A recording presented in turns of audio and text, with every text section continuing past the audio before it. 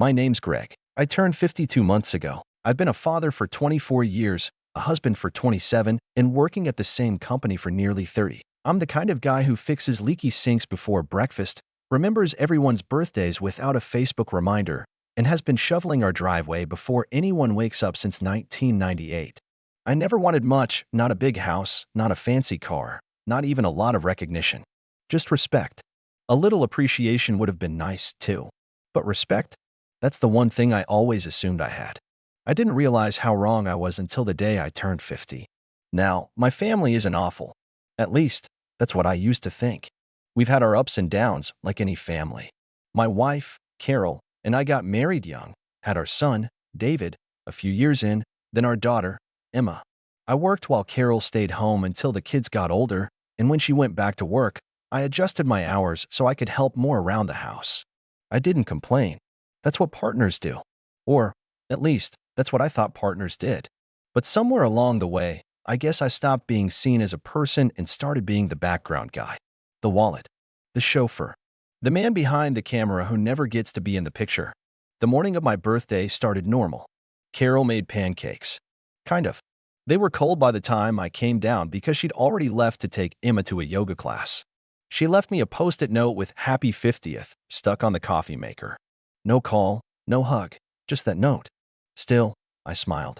I figured they had something planned. Maybe a nice dinner. Maybe we go out to that Italian place I like. Maybe my son would drive down from college like he used to when he missed us. I still had hope then. That was my mistake. By noon, Carol texted to say, "Don't eat too much. We've got something later." I didn't ask questions. I figured it was all part of the surprise. Around 4, I got told to get dressed nice but not too fancy. So I threw on slacks and a button-up. Ironed, clean-shaven, even used the cologne I knew Carol liked, back when she noticed those things. Then I waited. 45 minutes passed. No one came. Finally, David called. "Hey, Dad, can you pick up a cake from Mitchell's on your way to Aunt Sandy's? Mom forgot to order one." I paused. "You want me to pick up my own birthday cake?" There was this silence. Then David laughed. "Come on, it's just easier. You're the closest one to Mitchell's, right?" I didn't argue. I picked up the cake. Chocolate ganache with gold trim. Looked expensive, and probably was. I paid without saying a word. Drove over to Sandy's, cake in hand, still thinking maybe, just maybe, this was all a weird setup for a heartfelt surprise. Something cheesy, sure, but touching. Maybe a video montage. Or even just a toast where someone said, "Hey Greg, thanks for holding this family together." Instead, I walked into a room decorated like a college frat party. Streamers. Party hats. Balloons with my face printed on them, poorly cropped. And right there, hanging across the fireplace mantel, was a giant white banner with glittery gold letters that read, "Congratulations on Mediocrity." I froze. Literally froze in place. My hands were still holding the cake box. I looked around. Everyone was there: Carol, Emma, David, my in-laws, cousins, coworkers. Laughing. Taking pictures of the banner. Pointing. Carol was standing under it, doing a silly pose like it was the best joke in the world. I watched her lift her phone and snap a selfie with it, then call over Emma to join in. No one noticed me at first. I just stood there, trying to process what I was even looking at. Mediocrity? Is that what I was now? A running joke? When Carol finally saw me, she smiled and said, "Isn't it hilarious?" Emma thought of it. Emma grinned. "It's satire, Dad. Like an ironic roast. You know, 'cause you're so consistent." Consistent. That word. It's been used to describe thermostats.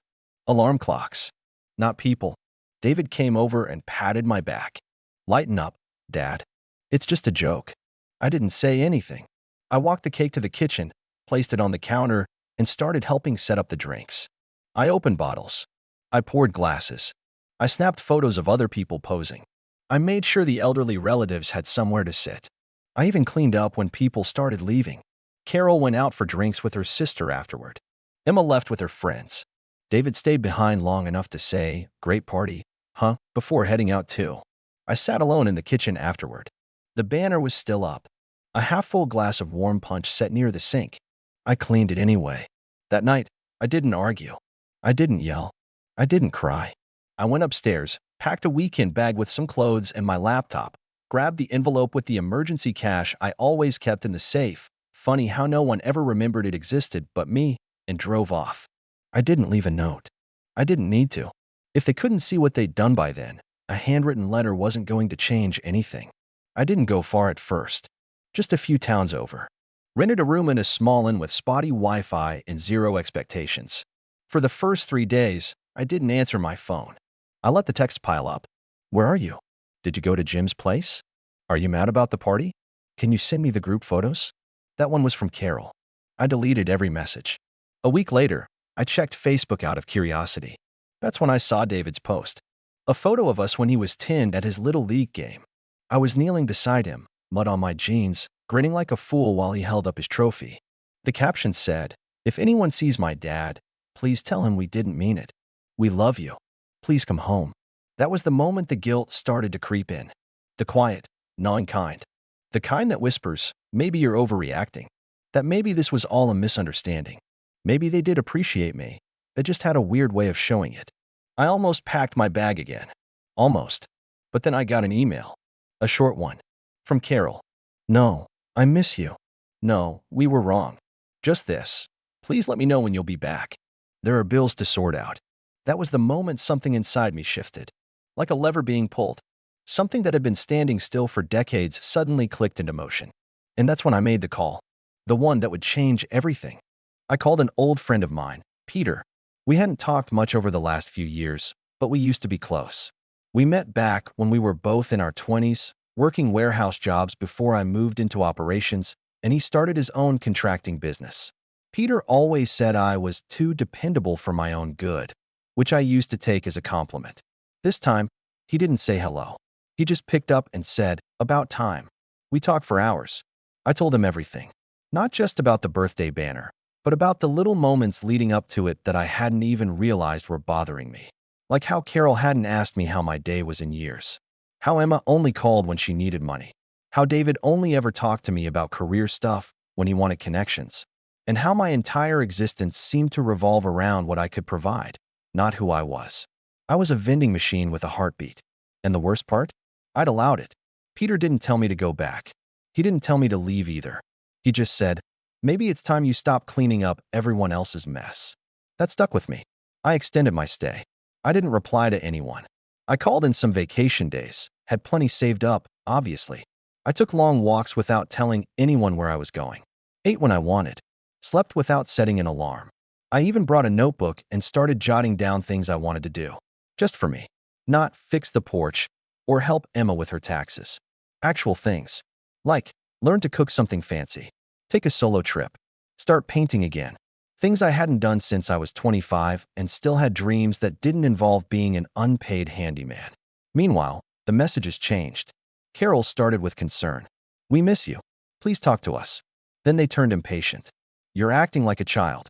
Then practical. "There's mail piling up, and the water heater needs checking." Eventually, they went silent. But I wasn't. I started remembering things. Like how Carol used to doodle in the margins of grocery lists when we were first married. How she once waited 3 hours outside my job to give me a kiss when I had a rough day. Where did that version of her go? Or maybe the better question was, where did we go? Somewhere between raising kids and mortgage payments and just get through this week. We forgot that we used to laugh. That we used to hold hands, even when we were mad. Now she could sit under a banner mocking me and pose for selfies. That's not a bad week. That's rot. Then there were the kids. David used to run into my arms when I came home. Emma used to ask me to tuck her in and tell her dumb stories about talking dogs. They used to listen. Now they barely look up from their phones. When I tried to have real conversations, I got shrugs and half smiles. And yet, I still paid their tuition. Still bought their books. Still dropped everything when they needed a ride, money, advice, comfort. I was always on call. Never off duty. Never appreciated. So I stopped being available. 1 week turned into 2. I finally rented a small cabin upstate. It was nothing fancy. A little place with a fireplace, a creaky porch swing, and a view of the lake. I signed a 3-month lease. I didn't tell anyone. I started writing. Not even for anyone else, just myself. I made coffee the slow way. I learned how to roast vegetables. I started painting again, badly, but enthusiastically. I found an old easel in a thrift shop and set it up by the window. I'd wake up at 6 a.m. just to watch the sunrise spill over the lake and try to match the colors with acrylics that smelled like childhood. The silence wasn't heavy. It was healing. One night, after 3 weeks at the cabin, I finally decided to check my email. I had over 300 unread messages. I skimmed through them. Most were junk. A few from work. One from Emma that just said, "Can we please talk?" That one lingered. But what really caught me off guard was a voicemail I hadn't noticed until then. It was from my neighbor, Joe. "Hey, Greg. Not sure if you're around, but Carol's been having a lot of people over. Pretty regular. Not that it's my business, but I saw a guy leaving the house last night. Thought you'd want to know." I replayed that message 3 times. Not because I was devastated. Honestly, I felt nothing. Not anger. Not jealousy. Just a kind of quiet confirmation that I'd been running on empty in a relationship that hadn't loved me back in years. If she had someone else over, well, maybe it had been going on longer than I realized. Or maybe she just filled the vacuum I left behind with the first warm body who could turn a wrench. But it wasn't my problem anymore. Still, I decided it was time to take the next step. I called my boss, said I needed an extended leave of absence, maybe even a sabbatical. To my surprise, he supported it. Said I was one of the most reliable people he'd ever worked with. That the office wouldn't be the same without me. I almost cried. It was the first time in years I felt seen. A few days later, I got a letter in the mail. Not a text, not an email. A real, handwritten letter. The return address was from David's college. Inside, there was just one line. "I'm sorry, Dad. We really didn't mean it. But I think we all need to understand who you are, not just what you do for us." Underneath it was a picture. That same one from Little League. Only this time, David had scribbled over the trophy and written, "My hero." That's when I knew. I wasn't going back the same man they thought they knew. The man who poured the drinks, took the pictures, cleaned up the mess. I was done being the background. If I ever returned, it would be on my terms. But before I could even consider that, I got a call. From Carol. Tight voice. Shaky breath. "Greg, we need to talk. It's about the house."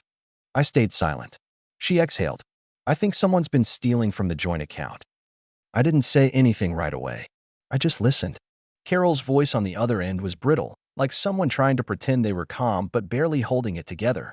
"It's probably just a mistake," she said too quickly. "A glitch or something. Maybe a card got compromised. I don't know. But some of the charges don't make sense. Furniture store. Weekend hotel. Golf equipment? I figured maybe you." "I haven't used the joint account in weeks," I said, my voice flat. Silence. Then she cleared her throat. "Okay, well, someone has. And it's not me." A pause. A long one. I could feel her trying to put the pieces together while pretending she hadn't already guessed where they might lead. That someone else, someone new, had likely helped themselves to the account I spent decades filling. I didn't ask her how much. I didn't ask who. I wasn't her husband anymore, not in the way she treated me. I was just the guy who used to fix the garbage disposal and carry the folding tables to the attic after birthday parties. Now, I was the guy who left, and she was realizing that behind all her independence and jokes and selfies, she might have actually needed me. "Carol," I said, keeping my voice calm. "You need to call the bank. Cancel the cards. Change the passwords. And move the money into an account with your name only." She was quiet for a moment. Then, "You're not going to help me?" It wasn't a question about the logistics. It was about control. About roles. About the old version of me that would have driven home immediately, checked the statements line by line, called the fraud department, and fixed it before she even hung up the phone.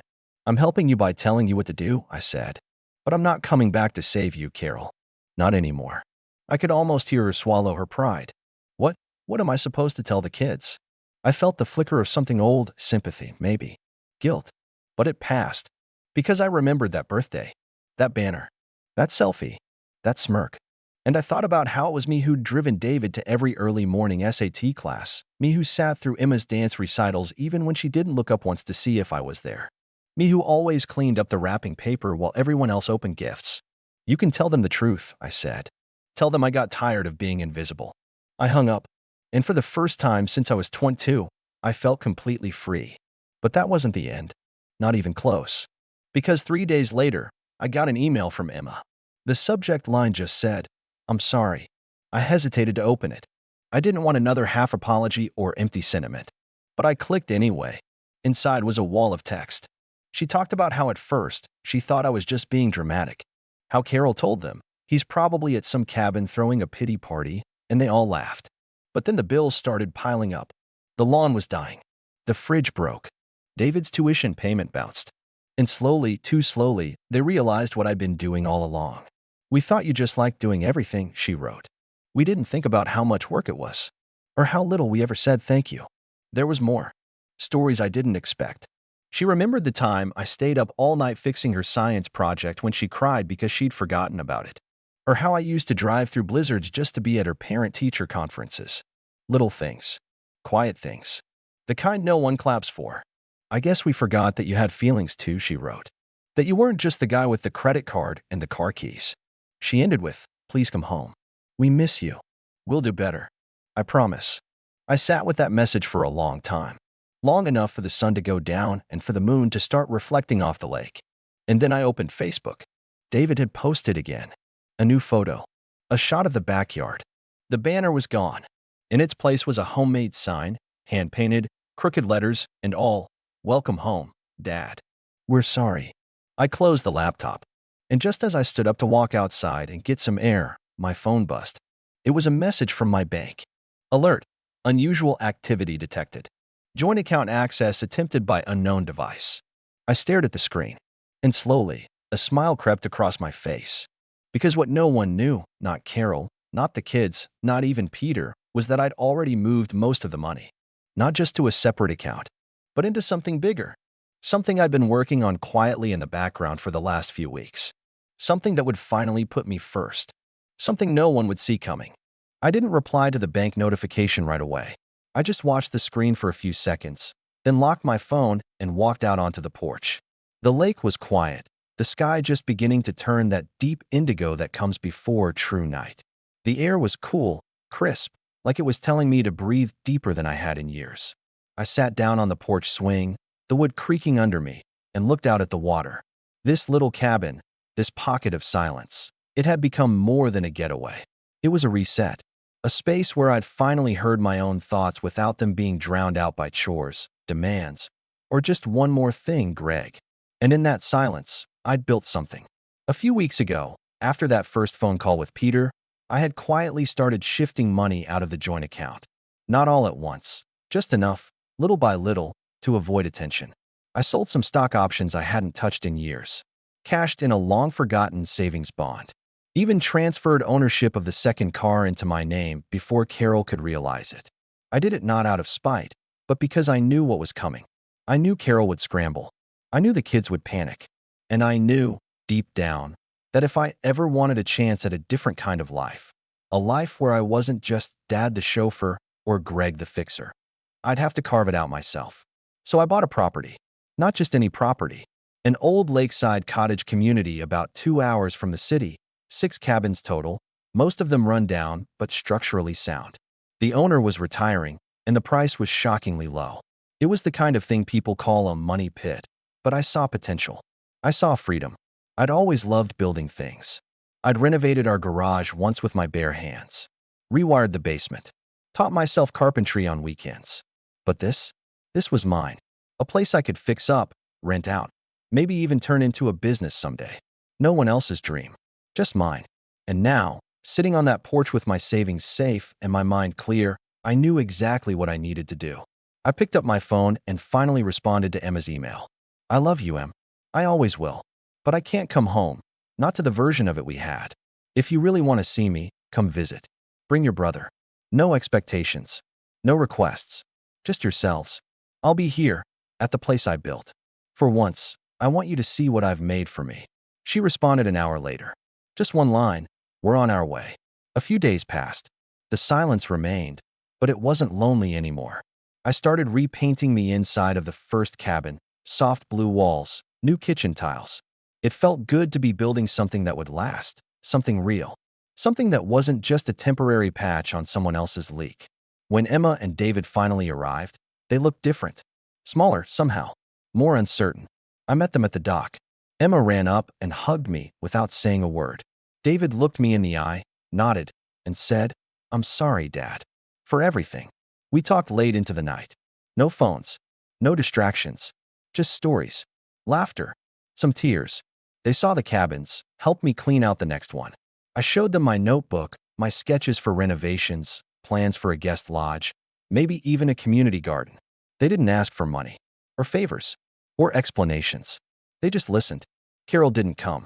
She called once, left a message, said she'd made a mistake and that things got out of hand, that she missed me, that she wanted to figure things out. I didn't call back. I didn't need to, because figuring things out was something I was already doing, on my own, and I liked the man I was becoming. Months passed.